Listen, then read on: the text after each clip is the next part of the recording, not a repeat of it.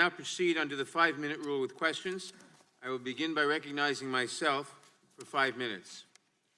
Director Mueller, the President has repeatedly claimed that your report found there was no obstruction and that it completely and totally exonerated him. But that is not what your report said, is it? Correct. It is not what the report said. And now, reading from page 2 of volume 2 of your report that's on the screen, you wrote, quote, "If we had confidence after a thorough investigation of the facts that the President clearly did not commit obstruction of justice, we would so state. Based on the facts and the applicable legal standards, however, we are unable to reach that judgment," close quote. Now, does that say there was no obstruction? No. In fact, you are actually unable to conclude the President did not commit obstruction of justice. Is that correct? Well, we, at the outset, determined that we, when it came to the President's culpability, we needed to go forward only after taking into account the OLC opinion that indicated that a president, a sitting president, cannot be indicted. So the report did not conclude that he did not commit obstruction of justice. Is that correct? That is correct. And what about total exoneration? Did you actually totally exonerate the President? No. Now, in fact, your report expressly states that it does not exonerate the President. It does. And your investigation actually found, quote, multiple acts by the President that were capable of exerting undue influence over law enforcement investigations, including the Russian interference and obstruction investigations. Is that correct? Correct. Now, Director Mueller, can you explain in plain terms what that finding means so the American people can understand it? Well, the finding indicates that the President was not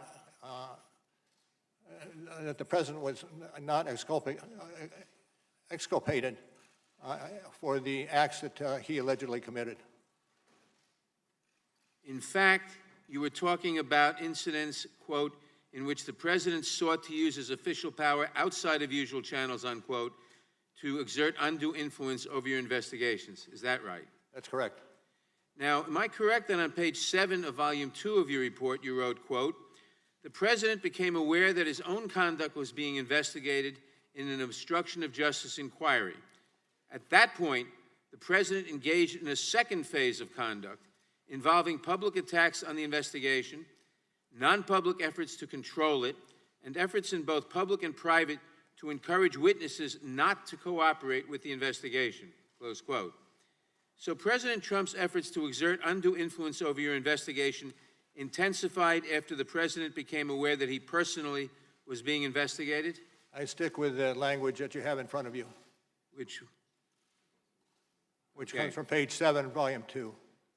Now, is it correct that if you concluded that the President committed the crime of obstruction, you could not publicly state that in your report or here today?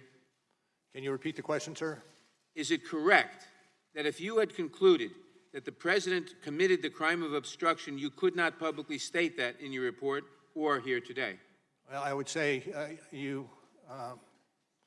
the statement would be that you would not indict, and you would not indict because under the OLC opinion, a sitting president, excuse me, cannot be indicted, be unconstitutional. So you could not state that because of the OLC opinion, if that would have been your conclusion? OLC opinion with some guide, yes.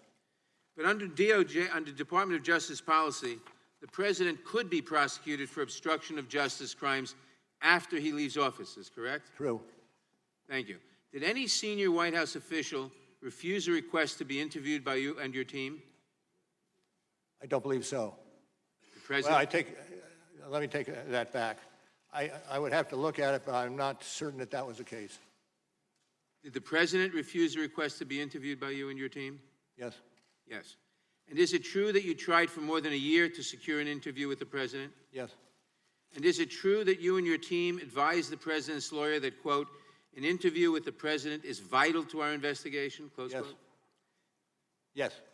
And is it true that you also, quote, stated that it is in the interest of the presidency and the public for an interview to take place, close quote? Yes. But the President still refused to sit for an interview by you or your team? True. True. And did you also ask him to provide written answers to questions on the 10 possible episodes of obstruction of justice crimes involving him? Yes. Did he provide any answers to a single question about whether he engaged in obstruction of justice crimes? I would have to check on that. I'm not certain. Director Mueller, we are grateful that you are here to explain your investigation and findings. Having reviewed your work, I believe anyone else who would engage in the conduct described in your report would have been criminally prosecuted. Your work is vitally important to this committee and the American people because no one is above the law.